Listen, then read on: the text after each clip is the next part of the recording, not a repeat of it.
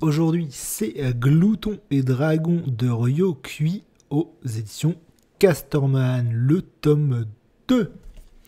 Donc on retrouve notre cher Léos, Merceline, Chilak et Senshi dans leur quête pour sauver la sœur de Léos dans ce donjon. Mais entre-temps, comme vous vous en rappelez, le but est aussi de se substanter, oh ce mot est dur à dire, enfin, de pouvoir se nourrir dans le donjon. Et une fois de plus, on va découvrir plein de recettes formidables à base de fantômes, de mimiques, et même de légumes. Oui, c'est limite si les deux premières recettes de ce tome sont faisables limite, puisque dans une première partie qui sert, et là j'ai trouvé ça super, puisque on en apprend plus sur le rôle de Senshi dans le donjon, et aussi comment il voit le donjon, et c'est super intéressant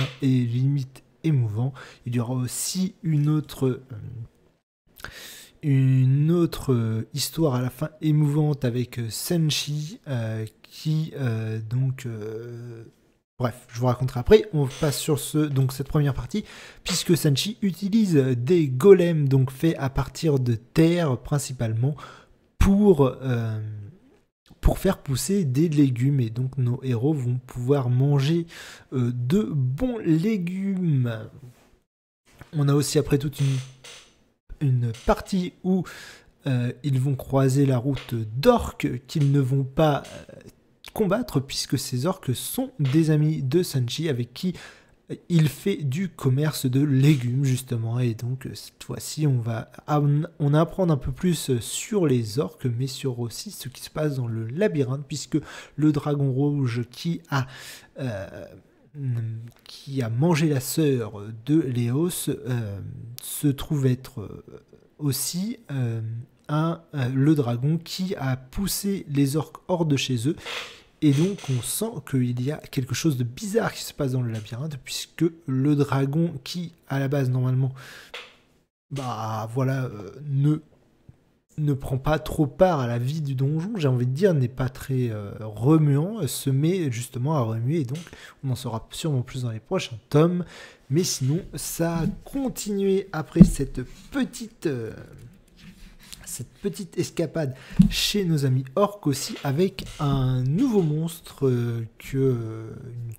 généralement Glouton et Dragon reprend des monstres déjà existants, comme le Mimi, comme j'ai dit, ou le Golem et tout ça, mais là c'est un monstre que honnêtement je n'avais jamais rencontré dans aucune autre histoire, qui est l'insecte joyau. C'est en fait des insectes qui prennent la forme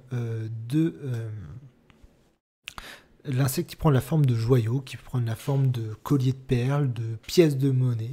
Et donc nos héros vont s'en faire une petite grillade d'insectes avec. Mais c'est aussi l'occasion de rappeler que ce donjon est un endroit de tous les dangers, puisque c'est fait de manière très cool. Ça veut dire que on prend le chapitre, tout d'un coup on n'est plus avec nos héros, on est avec un nouveau groupe d'aventuriers fort sympathiques. Je les ai trouvés fort sympathiques dès le départ. On nous les présente de manière fort sympathique. Ce sont des aventuriers. On pourrait croire que généralement dans ce genre de manga ou même d'histoire, on trouve le groupe d'aventuriers gentils, et puis il y a des groupes d'aventuriers méchants, pilleurs, etc. Là on en retrouve, mais là on tombe sur, donc on nous narre un peu en un chapitre l'aventure de ce gentil groupe d'aventuriers très propres sur eux et très sympathiques, qui sont même très prudents aussi dans leur choix, puisque on les suit dans une nouvelle partie du donjon qu'ils n'avaient jamais explorée.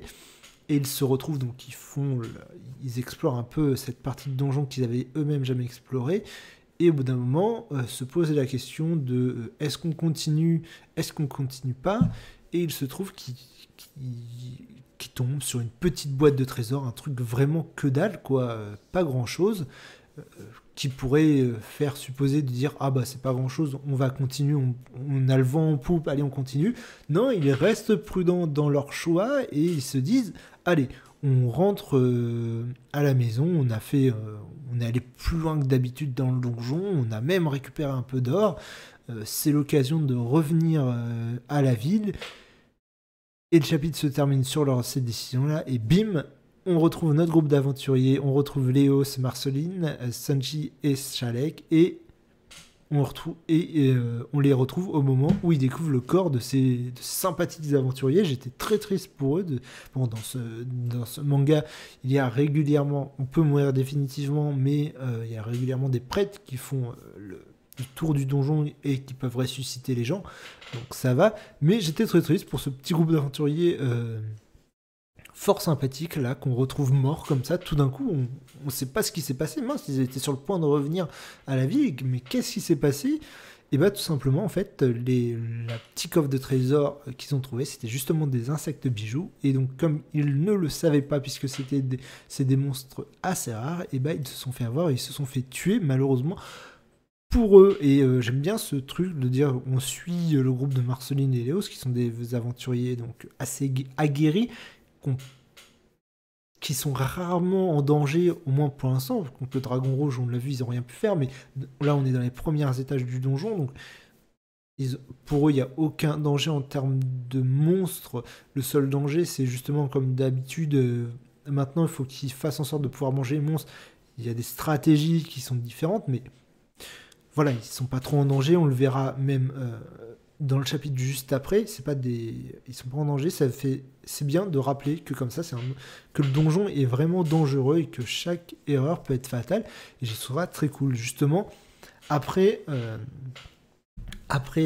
chapitre-là, on a que je dise pas de conneries dans le. J'arrive jamais à le reprononcer. Tilshak, qui se retrouve coincé dans une pièce avec un mimique et qui va très bien s'en sortir, et s'en suivra une magnifique recette à base de mimique. Est-ce que je peux la retrouver? C'est surtout... Ouais. Hop là. Mince, je vais pas la retrouver.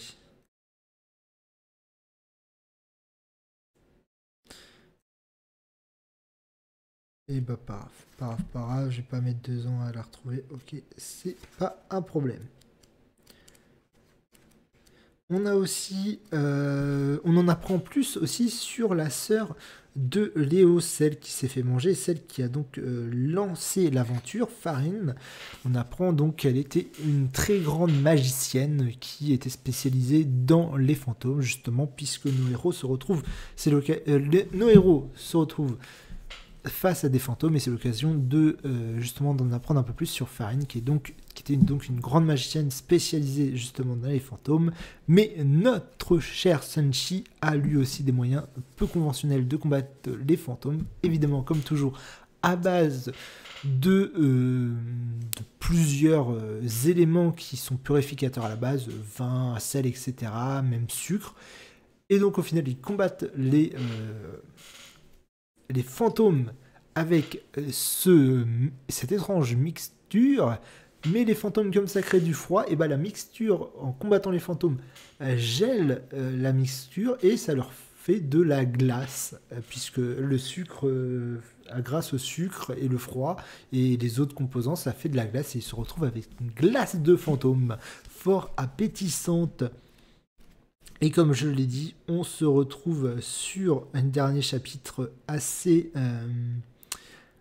émouvant, puisque on nous rappelle qu'une bête sauvage reste une bête sauvage, puisque Sanji, qui vient pêcher près d'un énorme lac dans lequel ils arrivent, croise une créature qui s'appelle, je sais plus comment ça s'appelle un kelpie, et donc qu'il a nommé même Anne, qui l'accompagnait, qui quand il pêchait, Anne venait l'accompagner, il arrivait à la caresser, etc. Et donc il se pensait ami avec ce monstre, et quand il veut comme là ils ont besoin de traverser le lac, Senshi veut monter Kelpie, veut monter Anne, qui est un cheval d'eau, on va dire, qui peut aller dans l'eau, et pour traverser le lac, puisque dit ouais, Anne, je la connais depuis longtemps, etc. C'est un monstre que c'est une amie, quoi. malheureusement, un monstre reste un monstre, et les Kelpies sont connus pour noyer les gens qui les suivent, et Anne, justement, tente de noyer Senshi. Évidemment, Senshi en vient à devoir la tuer, ce qui est assez triste, puisque voilà, Senshi pensait vraiment être ami avec elle. Ce qui rappelle que, alors un Kelpie, tiens, je vais vous juste montrer comme ça, voilà, c'est ça. Et donc, voilà, c'est assez mes mouvements de voir Senshi devoir tuer cet animal qu'il aimait bien, mais ça rappelle qu'un animal sauvage reste un animal sauvage. En tout cas, voilà, Glouton et Dragon tome 2, c'est dans la veine du tome 1, c'est plein d'humour, bourré d'humour, même si là, il y a eu quelques touches d'émotion qu'on relevait le truc, mais toute la période avec Silchak, avec le mimique, en fait, il a peur des mimiques, et c'est extrêmement drôle. Avec les orques aussi, la rencontre avec les orques est assez marrante. Toujours Senshi et Merceline, nains et elfes, évidemment, comme d'habitude.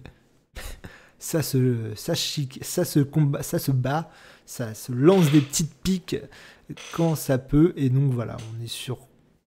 C'est bon. Glouton et Dragon est lancé, c'est génial, faut le lire.